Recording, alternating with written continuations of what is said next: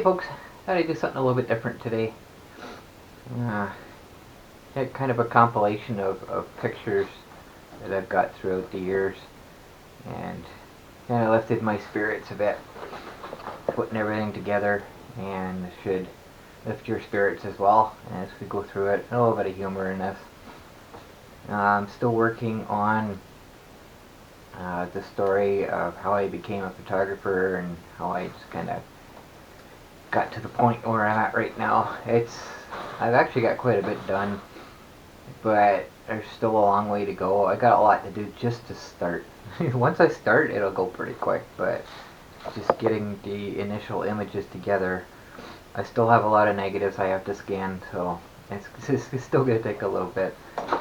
But what I'm going to do today, I have more, but they're on disc right now. I have thousands of discs with my pictures on them, so it would take so long to go through everything.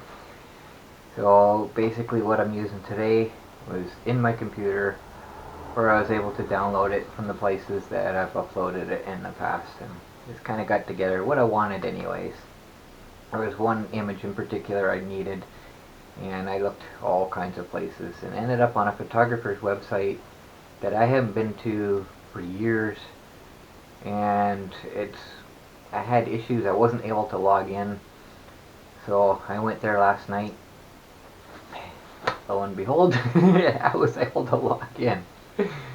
So there was actually the picture. I knew that picture was there because I remember somebody commenting about it.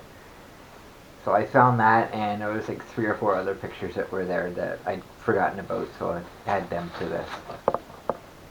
So I'm gonna start by showing you a shoe tree.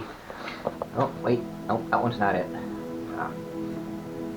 Not that kind of shoe tree. I don't even know why they call these shoe trees. They don't look like a tree to me. Never understood that. So this is the shoe tree I'm referring to. I spotted this years ago, and a few pairs of shoes nailed to it. I thought it was unique, so never seen anything like it. Snapped a picture of it. And a few years later, apparently the trend caught on because the shoes seem to be reproducing. Many more pairs have been added. So this is one of the pictures I can't find.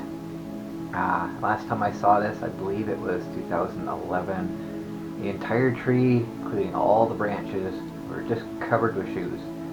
They're even hanging from the power lines above it.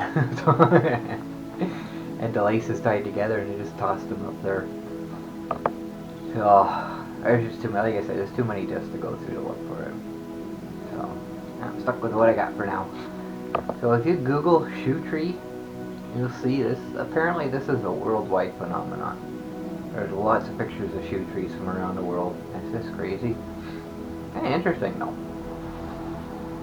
So this image is a rock sitting on a fence post. I have no idea why this caught my interest, but come winter, it's still there. Maybe they're afraid the fence post is going to float away. Put a rock on it to keep it down. I don't know.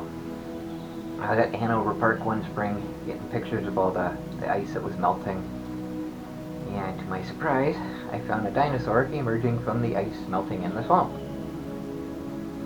Once in a lifetime opportunity to get a picture of a dinosaur outside of a museum. This one was taken at Elm Park Conservation Area. This is a dog shaking itself off while it's still in the water. And kind of thinking, isn't this like toweling off while you're still in the shower? It's kind of pointless to shake when you're still in there. And this was in my garage in Hanover. Now, this is what happens when you freeze a bottle of beer. And part of it spilled out, and what was left kind of turned into frozen foam. I thought that was kind of cool. I'd never seen that before. I kind of hate to make the transition from beer to driving, but I think maybe there's a turn ahead. You have to be drunk to miss this. So this was just east of a little town called Drumbo. There were lots of crashes on that road. Some of them were fatal. And I'm guessing this location had seen a few of them. So it made it a little more obvious that you actually have to turn here. And if you do miss the turn, maybe your windshield needs to be cleaned. If you speak English, no problem. But if you speak French, there might be a little bit of confusion here. So this picture is from Max in Hanover. And both bottles, this is windshield washer fluid by the way. Both bottles are the Max brand, so they're made by the same company. And apparently they hired a new translator and interpreted the word premium differently. And interestingly, the word premium in French is la prime. So looks like they still need a better translator. So let's go back to drinking and driving. Apparently this farmer was drunk when he planted his crops.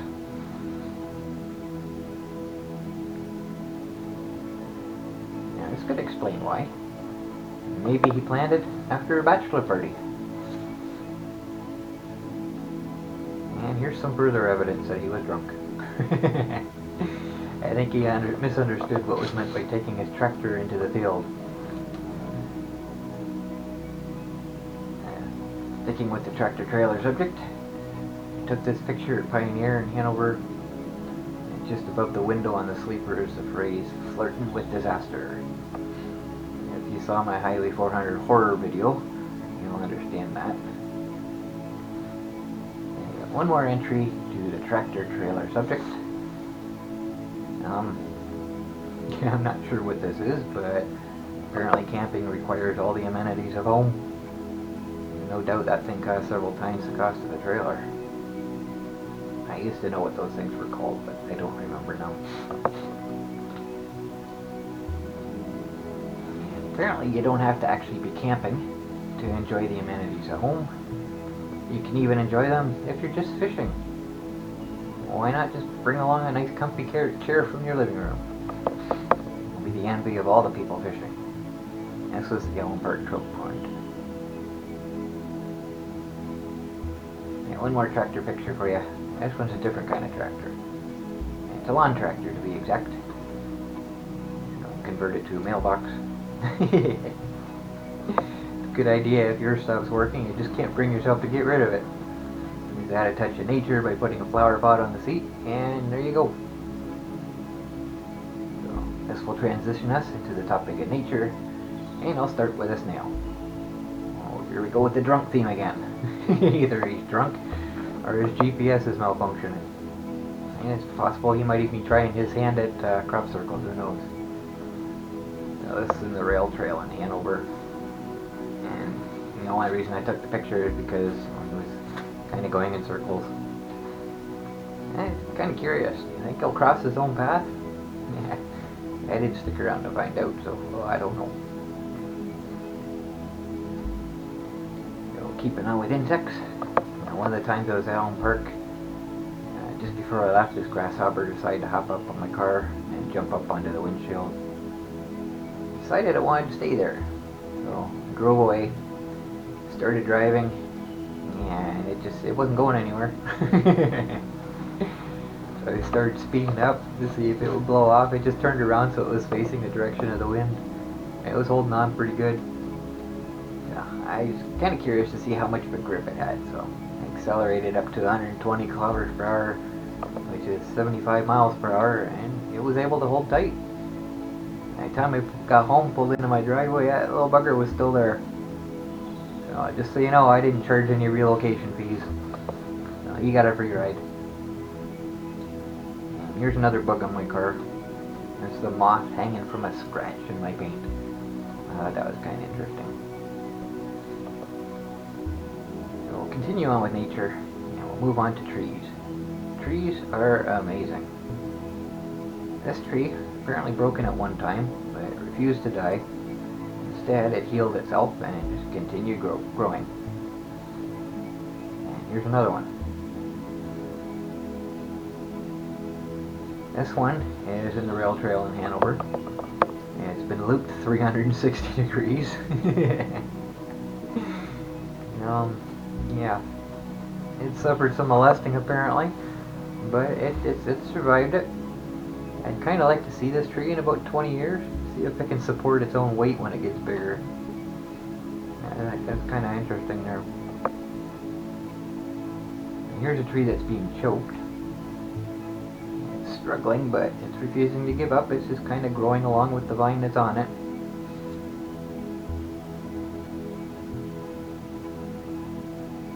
Another choking tree. This one has a garbage can chain to it, and apparently the chain's been there a while. As the tree got bigger, the chain started to choke it, and as a result, it's beginning to absorb the chain. I don't know why I was going to say train there, but I imagine they probably would absorb a train too. Trees are pretty amazing at this ability. There's one eating some barbed wire. And this one has wire passing right through the center of it. So I'm guessing the fence wire must have been nailed to it at a pretty young age for it to get to this point.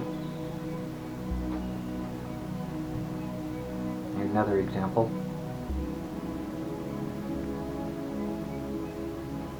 And another.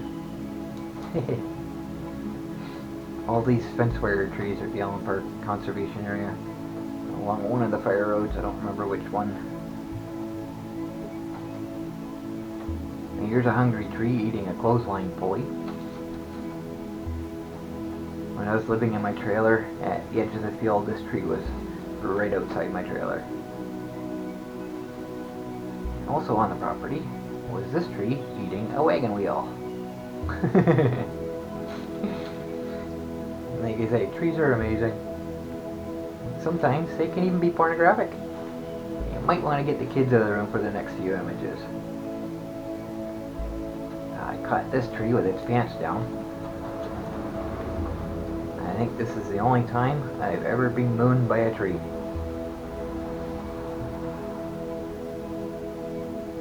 Want to see it from the front? Yeah, apparently it's a male. Is this where the term woody comes from? Okay, enough of that. This tree is sticking his tongue out at me. And here's two trees kissing. Hey, you can bring the kids back in now, we're safe. Now, this is a tree growing out of one of its ancestors. This is one of the bridges on the rail trail in Hanover. Trees growing out of a crack in the wood. And I thought it was pretty cool. It's not just trees that adapt to their environment. There are some flowers growing through some discarded ABS pipe. And I believe these to be snowdrops. And snowdrops are among the first flowers to appear in the spring. And you usually see them pushing up through the ice and snow.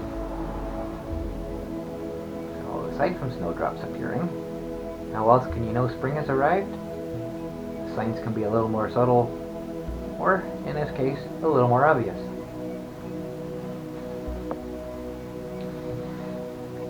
Speaking of signs, here's one getting devoured by a tree. This is the Saugeen Valley Conservation Authority marker along one of the fire roads at the Allen Park Conservation Area. That was a mouthful. Here's another one getting tasted.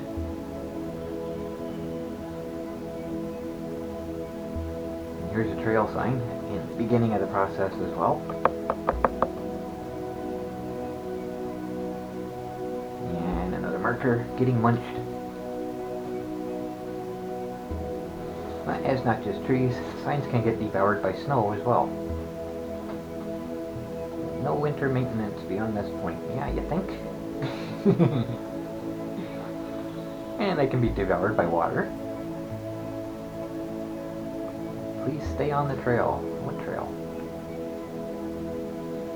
And it's not just signs that can be devoured by water. Apparently benches can too. Maybe if you're lucky, a family of geese will swim by while you're sitting here. But if you're going to be on the bench, you might as well take advantage of it. Do some fishing while you wait for the water to subside. Oh wait, you can't fish here. Or can you? These two signs are both on the same tree. One says you can't fish here, the other says there's harvest limits in effect, suggesting you actually can. So, which sign do you obey? While you try to figure that out, grab a rug and take a seat. Oh wait, don't have a rug? Well, you can get one here at Shoppers Rug Mart. For those who don't know, this is actually Shoppers Drug Mart, with the D burned out. scratching your head, still trying to figure out whether you're able to fish or not, try figuring this one out. This is actually for duck hunters, and parking is for hunting blind number 11, but that's not as fun to think about. If you actually are blind, then this next picture won't affect you at all. Those that have seen it now have to pee. And if you don't, you can always go to Minto Chamber and go shopping for some. And if you're stuck outdoors with no C&P toilets around, it's a safe place to go. Why? Because no trespassing violators will be prosecuted. So you're safe. This, on the other hand, apparently is not a good place to go. So no matter where it is you decide to pee, just make sure you watch out for overhead utility lines. If you forget they're up there, this sign will give you a friendly reminder.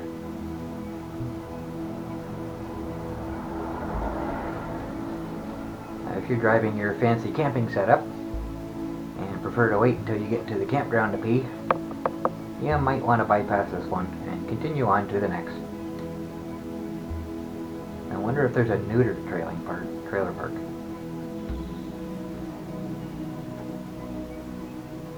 Now once you finally pick the trailer parks you're going to stay at, feel free to ignore all the kids running around, but beware of the elderly playing. Then once you get settled in, unload your trail bikes and four-wheelers. You might want to go rip up the trails. Well, not at this trailer park. They don't allow it. Just in case you don't understand this sign, I'll translate it for you. Now, if you can't make use of your expensive toys, what else is there for you to do? Well, you can always grab a book, lay back, and enjoy the sounds of nature. Wait a minute, forgot your books? I know where you can get some. And on the way back, if you get hungry, you can always stop at Pizza Delight and get 2 large pizzas for $23.99. And that's either really cheap or really expensive, depending on what a topping is.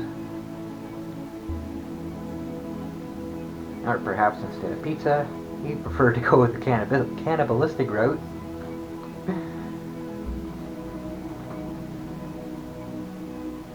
And if you're a single parent, you may have this on the back window of your vehicle. Or if you drive slow, you might have this. And if you're a Timmy's lover, you might have this. I want one of these. For the rest of the pics, I couldn't fit in anywhere else, so I'll show them here. First one I'll explain though. This was after a small tornado came to visit just outside Hanover. I believe it was 2005? Somewhere between 2003 and 2005 anyways. A large tree at the motel was blown over, and the sign pretty much says the rest. Got a chainsaw? Now I'll just kind of show you the remaining pictures, and I won't offer any comments. Enjoy, and once again you might want to kind of kick the kids out of the room for a couple minutes here.